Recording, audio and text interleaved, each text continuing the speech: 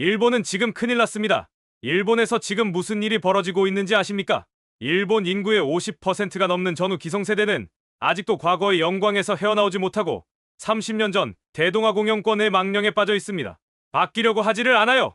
여기 일본이 큰일 났다며 울부짖는 한 기자가 있습니다. 그는 과연 무슨 사연으로 이렇게 절규하고 있는 것일까요? 지금부터 그의 목소리를 통해 현재 일본이 헤어나오지 못하고 있는 세 가지 수렁에 대한 자세한 이야기를 들어보겠습니다. 이야기를 시작하기 전에 구독과 좋아요는 이미 눌러주셨죠? 감사합니다. 저는 일본 NHK 국제부 기자 사카모토 유지입니다.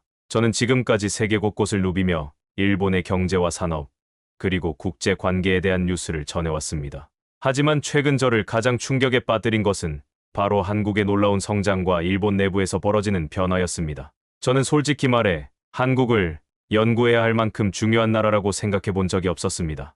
우리 일본이 경제 강국으로 세계를 이끌고 한국은 그저 일본을 따라오는 나라라고 믿어왔습니다. 하지만 제가 틀렸다는 사실을 깨닫는 데는 오랜 시간이 걸리지 않았습니다. 최근 NHK 내부에서도 한국 관련 뉴스가 급증하고 있습니다.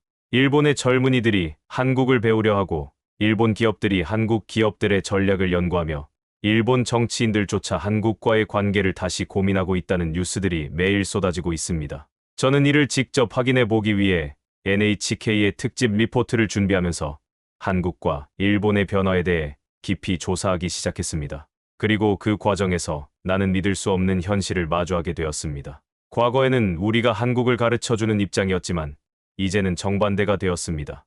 일본의 젊은이들은 한국어를 배우고 싶어하고 일본 대기업들은 한국식 마케팅 전략과 경영 방식을 연구하고 있으며 심지어 일본 내에서 이제는 한국을 인정해야 한다는 목소리까지 나오고 있습니다. 이제는 일본이 한국을 따라하기 위해 필사적으로 노력하고 있다는 사실을 알고 계십니까? 일본이 한국을 배우기 위해 움직이기 시작했다는 것 자체가 이미 시대가 변했다는 것을 의미합니다. 저는 지금부터 일본 내부에서 벌어지고 있는 이 거대한 변화와 한국이 어떻게 일본을 압도할 수 있었는지에 대해 이야기해 보려고 합니다. 이 이야기를 끝까지 들으신다면 여러분은 한국이 얼마나 놀라운 나라가 되었는지, 그리고 일본이 왜 한국을 따라하기 위해 애쓰고 있는지를 확실히 알게 되실 것입니다. 한때 한국을 무시하고 자신들이 문화경제적으로 우위에 있다고 자부했던 일본이 이제는 한국을 배우려 하고 있습니다. 특히 일본의 젊은 세대가 변하고 있습니다. 과거 일본 사회에서 한류는 일시적인 유행이라는 말이 흔히 나왔지만 지금은 완전히 다른 양상입니다. 일본의 10대와 20대 젊은 층이 한국을 바라보는 시선이 완전히 달라진 것입니다. 몇 년 전까지만 해도 일본 젊은이들은 미국과 유럽을 동경했습니다. 영어를 배우고 해외 유학을 간다면 대부분 미국이나 영국을 선택했죠. 하지만 최근 일본에서 한국어를 배우려는 젊은이들이 급증하고 있습니다. 일본 내 한국어 학원은 폭발적으로 늘어나고 있고 대학교에서도 한국어 전공을 신설하는 곳이 많아졌습니다. 단순한 취미가 아닙니다. 이제는 일본 젊은이들이 한국어를 배우고 한국에서 취업하려는 움직임까지 보이고 있습니다. 일본 최대의 외국어 학원 체인인 ECC 외국어 학원의 보고에 따르면 일본 내에 한국어 수강생이 불과 5년 만에 4배 이상 증가했다고 합니다. 또 일본 대학교 내 한국어 학과의 경쟁률이 급상승하고 있으며 한일 교류 프로그램에 지원하는 학생들도 급격히 늘어나고 있습니다. 과거에는 영어와 중국어가 주요 외국어였지만 이제는 일본 젊은이들에게 한국어는 배워야 할 언어가 된 것입니다. 그 이유가 무엇일까요? 단순히 케이팝이나 드라마 때문일까요? 아닙니다. 그 이상입니다. 일본 젊은 세대는 이제 한국 문화를 넘어 한국의 경제와 기술, 사회 시스템을 배우려 하고 있습니다. 과거 일본은 기술 강국이었고 한국은 일본의 기술을 배우던 나라였습니다. 하지만 이제는 상황이 역전되었습니다. 일본의 젊은이들은 한국은 어떻게 이렇게 빠르게 성장했을까? 질문을 스스로 던지고 있습니다. 특히 IT 산업, 스타트업, 디지털 경제에서 한국이 세계적인 강국으로 자리 잡으면서 일본의 젊은이들은 더 이상 미국 실리콘밸리만 바라보지 않습니다. 오히려 서울이 새로운 기회의 도시라는 인식이 퍼지고 있습니다. 실제로 일본 젊은 층 사이에서는 한국 기업 취업 열풍이 불고 있습니다.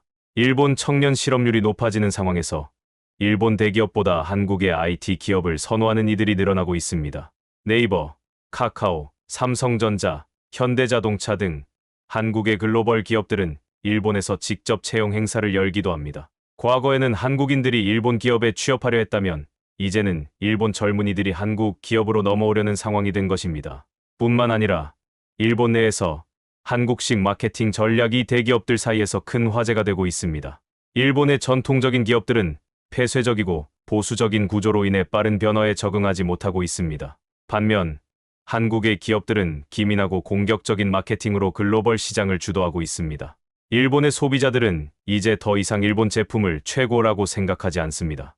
오히려 한국 제품을 더 선호하는 경향이 뚜렷해지고 있습니다. 그 대표적인 예가 바로 화장품 패션 시장입니다. 일본 최대 화장품 편집숍 에코스메의 최근 판매 데이터를 보면 상위 10개 베스트셀러 제품 중 7개가 한국 화장품입니다. 일본 여성들 사이에서 K-뷰티는 더 이상 외국 문화가 아닙니다. 마치 일본 내부에서 탄생한 문화처럼 받아들여지고 있으며 심지어 일본 브랜드들도 한국식 패키지 디자인, 한국식 마케팅을 도입하기 시작했습니다. 패션 시장도 마찬가지입니다.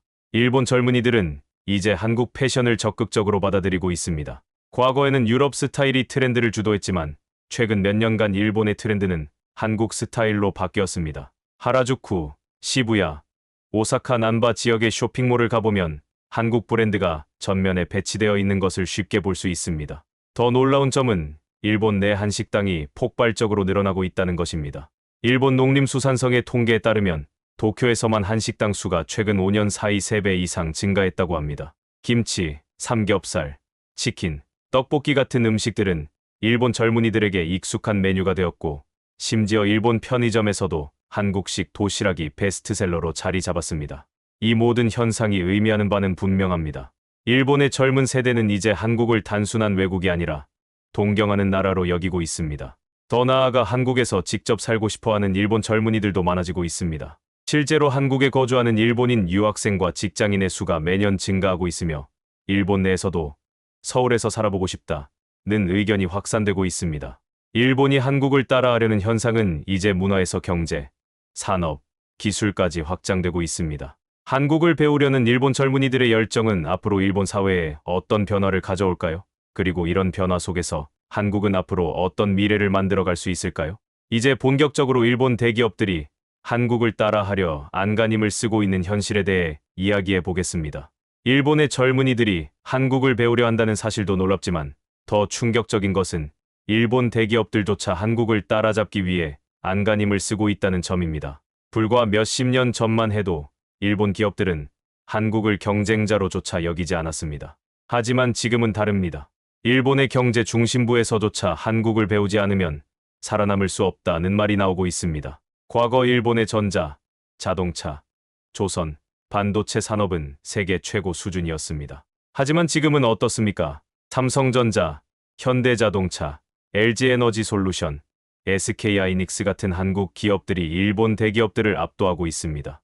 대표적인 사례가 반도체 산업입니다. 1980년대, 90년대만 해도 일본 기업들이 세계 반도체 시장을 지배했습니다.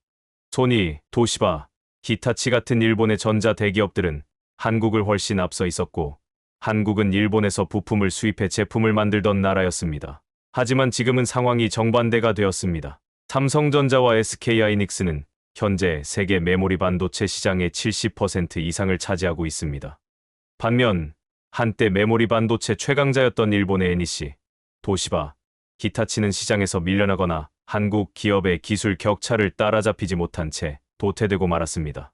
일본 정부는 뒤늦게 위기를 깨닫고 자국 반도체 산업을 부활시키기 위해 국가 차원의 지원을 쏟아붓고 있지만 이미 한국과의 격차는 너무 벌어져 있습니다. 2022년 일본 정부는 미국과 협력하여 새로운 반도체 기업 라피더스를 출범시켰습니다. 일본이 반도체 시장에서 다시 살아나겠다는 야심찬 계획이었죠. 하지만 문제는 기술력입니다. 라피더스가 최첨단 반도체 공정을 개발하려 해도 한국과 대만 기업들이 이미 3나노, 2나노 공정을 선점하고 있어 따라잡기 어려운 상황입니다. 일본이 뒤늦게 반도체 산업을 살리려 하지만 이미 삼성전자와 SK하이닉스가 주도권을 쥔 시장에서 경쟁하는 것은 쉽지 않은 일입니다. 조선업에서도 비슷한 일이 벌어지고 있습니다. 1990년대까지만 해도 일본의 미쓰비시 중공업, 이마바리 조선, 가와사키 중공업 같은 조선소들은 세계적인 경쟁력을 가지고 있었습니다. 하지만 지금은 어떻습니까? 한국의 현대중공업, 삼성중공업, 대우조선해양이 세계 조선업 시장을 장악하고 있습니다. 일본 조선업체들이 몰락한 이유는 간단합니다. 기술 혁신을 게을리한 채 과거의 성공에 안주했기 때문입니다. 반면 한국의 조선업체들은 LNG 운반선, 초대형 컨테이너선, 친환경 선박 기술을 선도하며 시장을 지배하고 있습니다. 최근 미국 해군은 군함 유지 보수 정비 사업을 일본이 아닌 한국의 하나오션과 계약했습니다. 한때 아시아 조선업의 중심이었던 일본이 이제는 한국의 경쟁 상대조차 되지 못하는 상황이 된 것입니다. 자동차 산업에서도 변화가 감지되고 있습니다. 일본의 자동차 산업은 여전히 강력한 경쟁력을 가지고 있지만 한국의 현대자동차와 기아가 빠르게 성장하면서 일본 기업들을 위협하고 있습니다. 특히 전기차 시장에서 일본은 한국과의 경쟁에서 크게 뒤처지고 있습니다. 일본의 도요타와 혼다는 전기차 시장 진입이 늦어지면서 글로벌 점유율이 하락하고 있습니다. 반면 현대차와 기아는 전기차와 수소차 기술에서 앞서 나가고 있습니다. 미국과 유럽에서 현대차의 전기차가 일본 자동차보다 더 좋은 평가를 받고 있으며 실제로 판매량도 일본 기업들을 추월하고 있습니다. 일본의 대표적인 전자 기업 소니는 최근 삼성전자와 LG전자의 마케팅 전략을 연구하며 한국식 브랜드 전략을 도입하고 있습니다. 일본 가전업계는 한때 메이드 인 재팬만으로도 제품이 팔렸지만 이제는 한국 기업들처럼 혁신적인 기술과 감각적인 디자인을 강조해야 하는 시대가 되었습니다.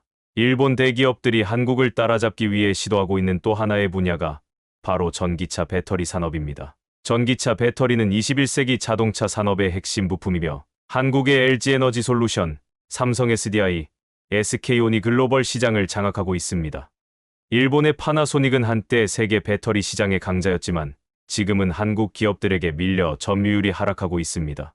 일본이 한국을 따라잡기 위해 총력을 기울이고 있지만 문제는 한국과 일본의 기업 문화 자체가 다르다는 점입니다. 한국 기업들은 빠른 의사결정과 과감한 투자로 글로벌 시장을 선점해 나가고 있는 반면 일본 기업들은 여전히 느리고 보수적인 경영 방식을 유지하고 있습니다. 한국 기업들은 위기 속에서도 끊임없이 변화를 시도하며 시장을 선도해 나가고 있습니다. 하지만 일본 기업들은 아직도 과거의 성공 방식에 의존하며 변화를 거부하고 있습니다. 그래서 일본이 한국을 따라오려 해도 그 격차는 점점 더 벌어지고 있는 것입니다. 하지만 과연 일본이 한국을 따라잡을 수 있을까요? 아니면 한국이 더 빠르게 앞서 나가며 일본과의 격차를 더욱 벌려놓을까요? 여러분은 일본의 문화와 전통 속에 한국의 영향력이 깊이 뿌리내리고 있다는 사실을 알고 계셨습니까? 일본은 오래전부터 한국의 문화, 기술, 사상 등을 받아들이며 발전해왔습니다. 하지만 이 역사적 사실을 인정하기보다는 감추거나 왜곡해온 것이 일본의 현실입니다. 지금부터는 일본이 숨기고 싶어하는 진실, 바로 일본 역사 속에 감춰진 한국의 영향력에 대해 이야기해 보겠습니다. 먼저 일본의 대표적인 전통 건축물인 호류지, 사찰을 살펴보겠습니다. 호류지는 일본 나라현에 위치한 일본 국보 1호이자 세계에서 가장 오래된 목조 건축물로 알려져 있습니다. 일본은 이를 자국의 자랑스러운 문화유산으로 소개하지만 호류지를 설계하고 건설한 기술자들이 누구인지에 대해서는 깊이 언급하지 않습니다. 그 이유는 간단합니다. 호류지를 건설한 장인들은 바로 백제에서 건너간 한국인 기술자들이었기 때문입니다. 6세기경 백제는 일본과 활발한 교류를 하며 불교 문화를 전파했고 일본의 왕족들은 백제 장인들에게 사찰 건축을 의뢰했습니다. 실제로 호류지의 건축 양식은 당시 백제의 사찰과 거의 동일한 형태를 하고 있습니다. 이를 증명하는 가장 강력한 증거는 1930년대 일본에서 진행된 발굴 조사입니다. 호류지의 목재를 분석한 결과 사용된 목재가 일본산이 아니라 한반도에서 건너온 것이라는 사실이 밝혀졌습니다. 이뿐만이 아닙니다. 일본의 대표적인 도자기 문화 또한 조선에서 건너온 것입니다. 임진왜란 당시 일본군은 단순히 조선을 침략한 것이 아니라 조선의 뛰어난 도공들을 납치해 일본으로 데려갔습니다. 이들은 일본에서 가마를 만들고 도자기를 생산하며 일본의 도자기 산업을 발전시켰습니다. 일본이 세계적인 도자기 강국으로 성장한 배경에는 조선 도공들의 희생이 있었던 것입니다. 하지만 일본은 이러한 사실을 인정하기보다는 자국의 도자기 기술이 독자적으로 발전한 것처럼 포장하고 있습니다. 일본 불교의 기원 또한 한국과 깊은 관련이 있습니다. 일본에서 불교가 전래된 시기는 서기 6세기경으로 백제의 성왕이 일본의 왕실에 불상을 전달하면서 시작되었습니다. 당시 일본은 여전히 원시적인 신토 신앙이 주류였지만 백제로부터 불교를 전수받으며 새로운 사상과 철학을 접하게 되었습니다. 일본 최초의 불교 사찰인 아스카데라 역시 백제의 영향을 받아 건축된 것입니다. 하지만 일본은 불교를 자체적으로 발전시킨 것처럼 서술하며 한국의 기여를 애써 외면하고 있습니다. 이와 같은 사례는 일본 문화 곳곳에서 찾아볼 수 있습니다. 일본의 전통 복식인 기모노도 한반도의 영향을 받았습니다. 기모노의 원형은 삼국시대 때 한반도에서 건너온 의복 문화에서 비롯되었다는 연구 결과가 있습니다. 특히 일본 귀족들이 착용했던 정장식 의복은 백제와 신라의 복식과 매우 유사한 형태를 띠고 있습니다. 또한 일본의 대표적인 전통 무술인 검도 역시 한국과 관련이 깊습니다. 일본 사무라이 문화의 상징으로 여겨지는 검도의 원형은 고려시대의 본국검법과 밀접한 관련이 있습니다. 조선시대까지 이어진 검술 기술이 임진왜란과 정유재란을 통해 일본에 전해졌으며 이후 일본식으로 변화한 것입니다. 이처럼 일본의 건축, 도자기, 불교, 복식, 무술 등 다양한 전통 문화 속에는 한국의 흔적이 깊이 새겨져 있습니다. 하지만 일본은 이런 사실을 인정하지 않고 오히려 한국 문화를 자신들의 것이라고 주장하는 경우가 많습니다. 일본의 역사 교과서를 보면 한국이 일본의 문화를 전파했다는 내용이 거의 없습니다. 오히려 한국을 일본보다 뒤처진 나라로 묘사하며 일본이 독자적으로 문명을 발전시킨 것처럼 서술하고 있습니다. 그러나 세계적인 연구 결과를 보면 일본의 문화적 기원은 한반도에서 출발한 경우가 많다는 것이 명확히 드러납니다. 그렇다면 일본은 왜 한국의 영향력을 감추려 하는 것일까요? 그 이유는 단순합니다. 한국이 일본보다 앞서 있었던 역사를 인정하는 순간 일본이 오랫동안 주장해온 대동아공영권이라는 개념 자체가 무너지기 때문입니다. 일본은 자신들이 아시아의 중심이고 다른 나라들을 발전시킨 것처럼 역사적 서사를 만들어 왔습니다. 하지만 한국이 일본의 문명 형성에 큰 영향을 주었다는 사실이 밝혀진다면 그들의 정체성 자체가 흔들릴 수밖에 없습니다. 그러나 일본이 아무리 역사를 왜곡하려 해도 진실은 사라지지 않습니다. 오히려 최근에는 일본 학자들 사이에서도 한국의 영향을 인정하는 연구들이 속속 등장하고 있습니다. 일본 내부에서도 이제는 역사적 사실을 받아들여야 한다는 목소리가 커지고 있습니다. 일본이 감추려 했던 역사의 진실이 하나둘 밝혀지면서 한국의 문화적, 역사적 위상이 더욱 높아지고 있습니다. 이제 일본에서 한국을 바라보는 시선은 완전히 달라졌습니다. 일본은 더 이상 한국을 무시할 수 없는 상황이며 오히려 한국을 배우려는 움직임이 곳곳에서 나타나고 있습니다. 그렇다면 일본이 한국을 따라하기 시작한 최근 사례는 어떤 것들이 있을까요? 이제 본격적으로 일본에서 한국을 동경하는 현상이 가속화되고 있는 현실에 대해 이야기해 보겠습니다. 불과 몇 년 전까지만 해도 일본 사회에서 한국을 배운다는 것은 상상할 수 없는 일이었습니다. 일본은 자신들이 동아시아 문화의 중심이라고 믿었고 한국은 그저 뒤따라오는 나라라고 생각했습니다. 하지만 지금 일본 내부에서 일어나고 있는 변화를 보면 그들의 시선이 완전히 바뀌고 있음을 알 수 있습니다. 일본 내에서 한국식 라이프 스타일을 추구하는 사람들이 빠르게 늘어나고 있습니다. 한국에서 유행하는 카페 스타일, 인테리어 디자인, 심지어 한국식 자기계발 방법까지 일본인들 사이에서 큰 인기를 끌고 있습니다. 일본의 인플루언서들조차 한국에서 유행하는 트렌드를 빠르게 따라하고 있으며 일본 매체에서도 한국 문화를 집중 조명하는 사례가 많아지고 있습니다. 일본인들은 이제 한국의 경제적 성장 모델에도 주목하고 있습니다. 일본의 경제가 30년 넘게 정체 상태에 머물러 있는 반면 한국은 빠르게 성장하며 세계 경제를 주도하고 있습니다. 일본의 일부 경제 전문가들은 한국의 성장 전략을 연구해야 한다 주장하고 있으며 일본 기업들은 한국 기업들의 마케팅 전략, IT 혁신 모델을 적극적으로 연구하고 있습니다. 그 대표적인 사례가 바로 일본의 스타트업 산업입니다. 일본은 여전히 대기업 중심의 경제 구조를 유지하고 있지만 한국은 스타트업을 기반으로 빠르게 혁신을 이루고 있습니다. 일본의 청년 창업자들은 이제 실리콘밸리보다 한국의 스타트업 생태계를 배우고 싶어 합니다. 서울의 강남, 판교 테크노밸리는 이제 일본 창업자들에게도 꿈의 공간이 되고 있으며 많은 일본 청년들이 한국에서 창업을 고민하고 있습니다. 일본의 정치인들도 이러한 변화를 감지하고 있습니다. 과거에는 일본 정부가 한일 관계를 악화시키면서 한국과의 협력을 외면했지만 최근 들어 일부 일본 정치인들은 한국과의 경제 협력을 강화해야 한다고 주장하기 시작했습니다. 일본 내부에서도 이제는 한국을 무시할 수 없는 시대가 되었다는 것을 인정할 수밖에 없는 것입니다. 하지만 이러한 변화 속에서도 여전히 일본 사회에는 한국을 무시하려는 세력이 존재합니다. 특히 일부 극우 세력들은 한국의 성장을 인정하지 않으려 하며 역사 왜곡을 통해 한국의 영향력을 축소하려 하고 있습니다. 그러나 이제는 일본 국민들조차 그런 주장에 동조하지 않고 있습니다. 인터넷과 SNS를 통해 한국의 현실을 직접 접한 일본 젊은이들은 극우 세력의 주장보다 한국의 실체를 더욱 신뢰하고 있습니다. 이제 일본에서 한국을 배우려는 움직임은 일시적인 유행이 아니라 거대한 흐름이 되었습니다. 하지만 중요한 점은 일본이 아무리 한국을 따라가려고 해도 그 격차는 점점 더 벌어지고 있다는 사실입니다. 한국은 단순히 일본을 추월하는 데서 그치지 않고 글로벌 리더로 도약하고 있습니다. 일본 사회는 여전히 보수적인 문화와 폐쇄적인 구조를 유지하고 있습니다. 젊은이들은 변화하고 싶어 하지만 기성세대의 영향력은 여전히 강력합니다. 반면 한국은 젊은 세대가 사회 변화를 이끌고 있으며 개방성과 도전 정신이 강한 나라로 발전했습니다. 하지만 문제는 일본이 한국을 인정하는 것이 아니라 과연 그 차이를 좁힐 수 있는가입니다. 현실은 냉정합니다. 일본은 과거의 영광에 사로잡혀 있는 사이 한국은 이미 세계 무대에서 자리를 굳혔습니다. 한국의 젊은이들은 글로벌 인재로 성장하고 있으며 한국 기업들은 세계적인 경쟁력을 갖춘 브랜드로 자리 잡았습니다.